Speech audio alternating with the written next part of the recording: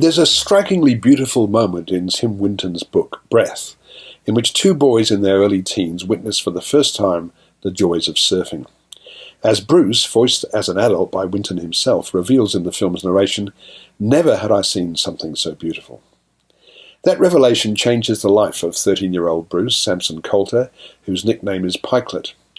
Pikelet lives with his mum, Rachel Blake, and dad, Richard Roxburgh, near the West Australian coast. And he's a good kid who does pretty much what his parents expect of him, in contrast to his best friend, 14-year-old Ivan, Ben Spence, known as Looney, who clearly has the potential to wind up in trouble. After years in front of the camera, Simon Baker demonstrates a sure touch with his first feature film. He has directed episodes of the TV series The Mentalist.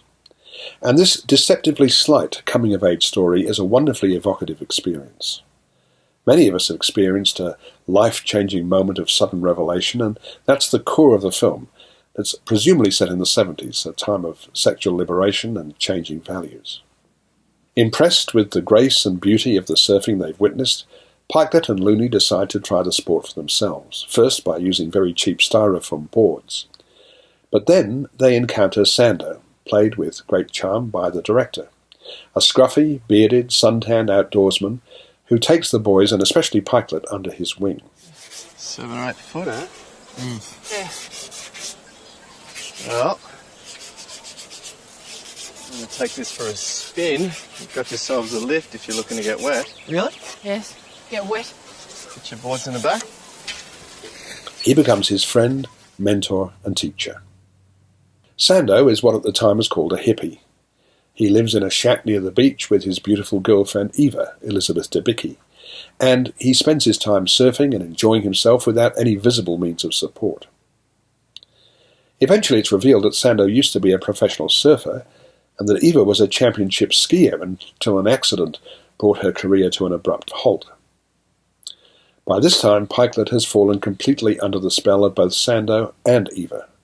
From one, he learns the joy of surfing, and from the other, the joy of sex.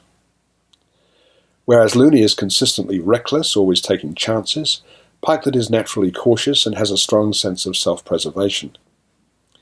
Breath is a small film in that its concerns are intimate and personal.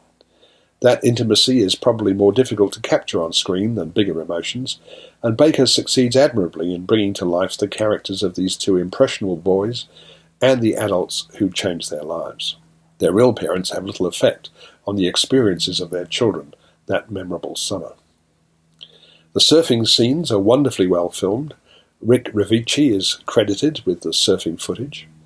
And the film as a whole is a modest, but I think a considerable delight. And I'm giving it 4 stars.